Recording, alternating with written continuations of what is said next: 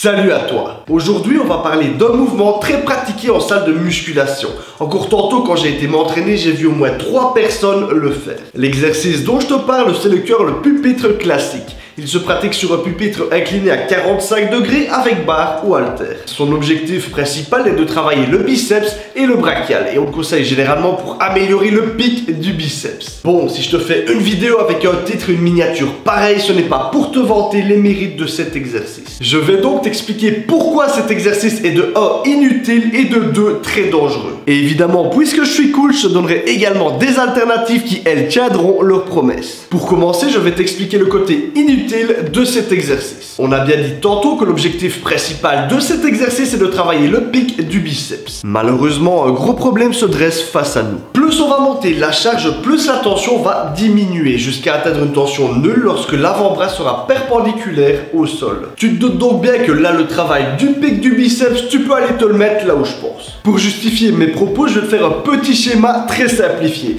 Si des ingénieurs ou des physiciens passent par là, il n'est pas complet. Mais le but, c'est qu'il soit compréhensible pour un maximum de personnes. Disons que pour sa séance biceps, Jean Dylan décide de faire du curl pupitre. Ici, je dessine le pupitre, ensuite je fais le bras et puis l'avant-bras de Jean Dylan. Entre les deux, on a son coude et pour terminer, je dessine l'énorme haltère qu'il décide d'utiliser pour avoir des biceps de fou. Ici, on a l'horizontale X par rapport au sol et ici, la verticale Y. La masse de l'haltère fois la gravité vont représenter le poids qu'il devra déplacer. Ce poids pourra ensuite être rapporté sur l'axe X pour représenter le travail fourni. Plus l'haltère se rapproche de l'horizontale, plus le travail fourni sera important et plus il s'en éloigne, plus il diminuera. On remarque donc qu'en fin de mouvement sur un pupitre à 45 degrés, lorsque ton avant-bras est perpendiculaire au sol, le travail est égal à 0. Tu ne travailles donc pas à ce moment-là ton biceps. Toute la zone de travail proche de la verticale, donc de la fin de mouvement, est donc très peu productive. Passons maintenant au côté dangereux de l'exercice. Tu dois savoir que plus un muscle est étiré, plus il risque de se blesser. Si tu tires trop, tu le déchires. Au curl pupitre, lorsque la tension est maximale sur le mouvement, donc le moment où le travail est le plus important, c'est lorsque le bras est presque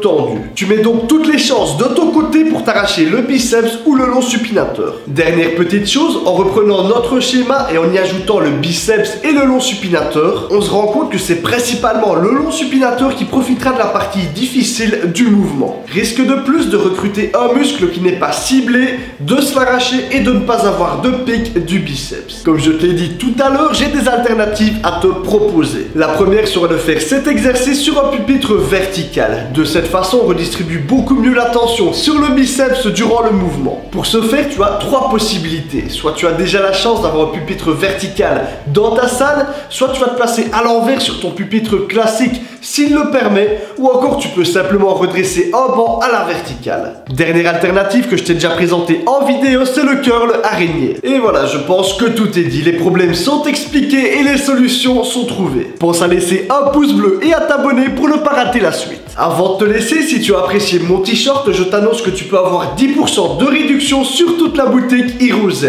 Si ça t'intéresse, je te mets le lien et le code promo en description. Sur ce, moi je te dis à samedi prochain à 18 h et à la prochaine. Can you see myself?